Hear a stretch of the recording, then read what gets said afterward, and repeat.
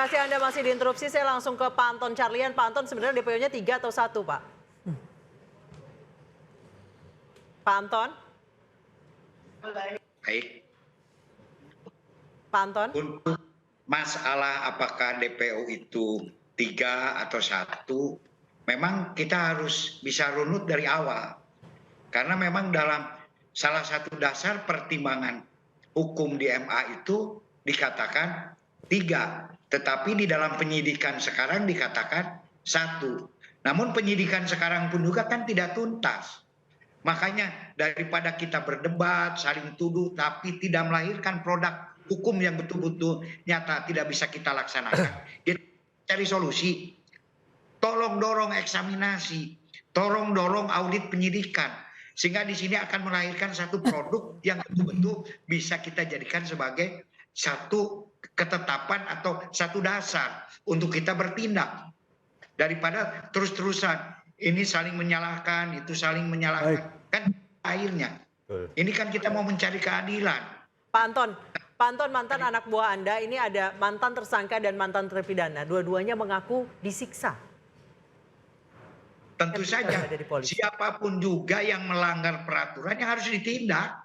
Disiksa, Pak Anton. Tidak ada yang mengajarkan untuk penyiksaan. Makanya setelah adanya KUHP tidak ada pengakuan, keterangan tersangka, keterangan saksi. Ya, penyiksaan itu adalah oknum-oknum yang harus segera ditindak. Siapa saja silakan dilaporkan. Tidak usah ragu-ragu. Karena Polri pun juga tidak butuh orang-orang yang demikian. Baik, tapi butuh orang yang butuh berdedikasi. Baik, saya ke Bang Niko dulu, Pak Anton. Bang Niko, tadi Pak Anton sudah menyinggung soal audit penyidikan, soal DPO. Bukankah sesungguhnya DPO itu ditetapkan diawali dengan adanya pengaduan dari masyarakat? Jadi gini ya, ini seluruh polisi penyidik Indonesia pasti tahu lah. Kecuali tertangkap tangan ya. Ketika seseorang melaporkan suatu kejadian, diarahkan ke Dumas namanya. Pengaduan masyarakat.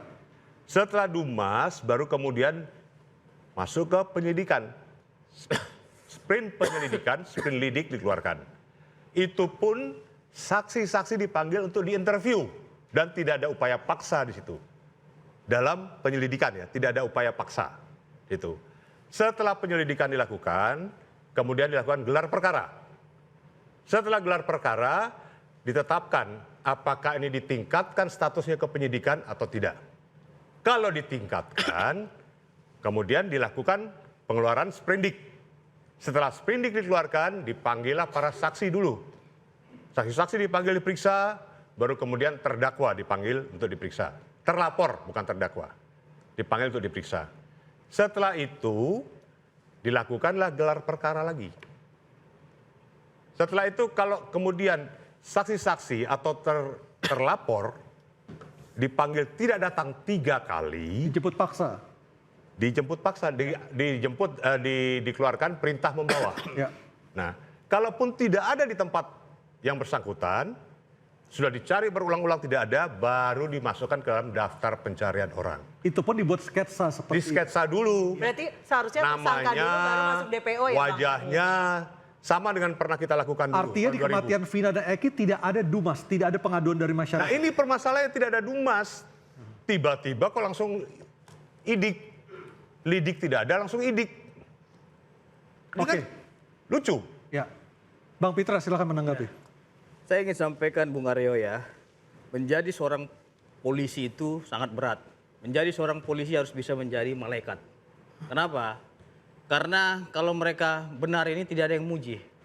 Kalau salah mereka dicaci maki habis-habisan. Luntur semua kebaikan yang selama ini dilakukan oleh pihak kepolisian. Saya ingin tegaskan terkait dengan pra-peradilan karena saya lihat ini euforianya sangat luar biasa sekali.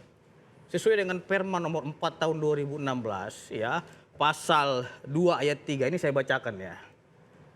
Di situ disebutkan ya, bahwasanya putusan pra-peradilan yang mengabulkan permohonan tentang tidak sahnya penetapan tersangka tidak menggugurkan kewenangan penyidik untuk menetapkan yang bersangkutan sebagai tersangka lagi setelah memenuhi paling sedikit 2 alat bukti baru yang sah. Berbeda dengan alat bukti sebelumnya berkaitan dengan materi perkara. Artinya ada sprindik baru. Artinya bahwasanya penyidik berhak dan berwenang untuk menetapkan tersangka lagi dengan 2 alat bukti yang baru. Nah, ini nampaknya Anda yakin sekali kalau gitu loh. misalnya Peggy Tapi ini memang pelakunya. Tidak Kenapa, semudah, Bang? tidak semudah itu. Berarti polisi Makanya saya harus bilang- memperadilankan kembali Makanya saya bukti bilang, baru tunggu untuk dulu. diterima atau tidak. Karena memang ini sudah ada putusan pra-peradilan nomor 10, saya kira Polda Jawa Barat sangat hormat kepada putusan pengadilan. Karena apa yang diputuskan oleh pengadilan ini haruslah dianggap benar dan kita hormati itu. Akan tetapi ya, Abang kenapa terkait yakin dengan benar Peggy pertimbangan ini Setiawan ini sangat adalah kontroversial tersangkanya, sekali. adalah pelakunya? Kenapa Anda yakin benar bahwa Peggy Setiawan ini Karena adalah kalau tidak, kita mereka saat tidak ini yakin mereka masih asas dilaporin. praduga tidak bersalah, ya. Coba Anda lihat redaksi saya sejauh ini tidak ada kita sebutkan siapa pelakunya. Kita masih menduga, kan gitu. Jadi siapapun pelakunya ini harus diungkap. Yang menjadi tragedi di sini adalah kenapa selalu pihak kepolisian yang disalahkan? Kenapa tidak kejaksaan? Oke, Bang yang Farhad, membuat rangkaian silakan. dakwaan adalah kejaksaan. Oke, kita- Seperti Orang- itu loh. orang yang gantian. paling- Ini Gantian. semua bukan Silakan, Bang Farhad. Orang yang bukan paling polisi yang buat takut dakwaan. Alur dan cerita paling- Kita gantian. dakwaan itu seperti Ketakutan itu. ini adalah Rudiana, Aib, Dede, orang-orang yang memberi Itu Anda memberi Anda katakan Ya, kesaksian palsu. kesaksian palsu. Kenapa dibungkus dengan berita acara di bawah sumpah? Nggak bisa yang juga dimana mereka kita nggak hadir. putuskan seseorang itu Dan kesaksian saya palsu menyikapi sebelum ada begini, laporan ketika polisi. orang berdebat Tahan dulu, dengan Bang polisi, Fitra. saya mengatakan bahwa di sini kesalahan utama itu adalah pada jaksa penuntut umum Iya. yang memp21kan perkara ini gitu. Kalau polisi santai aja selama berkasnya dia senang-senang aja. Tergantung Ya, jaksanya. karena polisi dari awal cuma pasal penganiayaan saja. Jadi si Rudiana ini hanya anak saya dianiaya ya, bukan pembunuhan berencana. Kok bisa dibuat sedemikian rupa? Artinya jaksa yang berimprovisasi. Ya kalau saya melihat nggak tahu maksudnya apa, sehingga disesuaikan dengan cerita tentang pengakuan ya. Selama polisi jaksa mengejar pengakuan aja nggak akan pernah terungkap kebenaran materialnya, nggak bisa.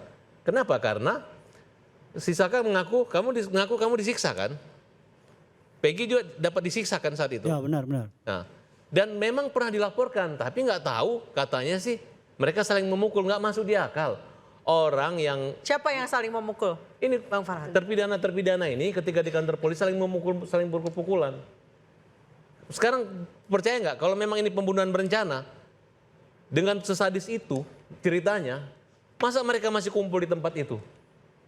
Kemudian ditangkap dengan begitu mudahnya. Harusnya mencar melarikan diri. Harusnya melarikan diri. Mas Farhad itu tanya ke jaksa. Ya, Kenapa bukan. jaksa buat pasal seperti itu. Tanya dong. Ya kenapa? Karena menurut saya peran daripada Rudiana ya itu mungkin ada kesalahan dari pihak atasan gitu. Saya sudah teliti. Kenapa Rudiana menangkap? Ketika Rudiana menangkap, Rudiana yang ketakutan. Akhirnya perkara ini ditarik ke Polda Jawa Barat. Nah, padahal polisi yang mengetahui lokasi itu adalah Polres, harusnya Polres tetap, tapi ini ditarik ke Polda. Ketika kami Kenapa Polres ya takut, Bang Farhad? Ya karena Rudiana tahu bahwa, karena mereka berpikir, oh nggak mungkin bapaknya ini anaknya yang dibunuh, nggak mungkin salah tangkap gitu. Oke. Nah kemudian catatan lagi, kenapa mereka dihukum seumur hidup semua? Karena peradilan Saka, peradilan anak kecil, anak di bawah umur. Oke, nanti kita Yang elaborasi singkat lagi, dan Bang cepat. Farhad. Jadi bukan Baik. takut Sehingga ya. Perlu saya semua luruskan terjebak sedikit. dengan Itu hukuman ditarik seumur hidup. Polda dikarenakan kasus Jadi nama-nama itu Farhad, nama-nama itu, ditarik Polda lah. 11 orang itu nama-nama itu didapat dari Aib. Itu loh. Iya, betul. Aib memberikan nama itu ke Rudiana. 11 orang. Ya 11 orang itu. Bukan, itu hasil Bahkan dengan interogasi. jelas Pada tanggal Rudiana 31 mengatakan Itu udah clear itu. bahwa sudah Rudiana mendatangi melakukan 11 rumah interogasi terhadap orang yang kabur.